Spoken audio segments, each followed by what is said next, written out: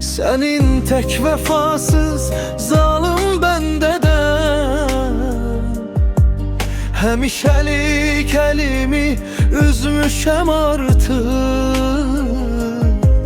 Yattığın mezardan dönen adamsan, sen benim gözümde ölen adamsan. Yaddaşın silinip adında yoktur, o böyük eşkimin odu da yoktur. İçimde kurduğum o sahtatıktın,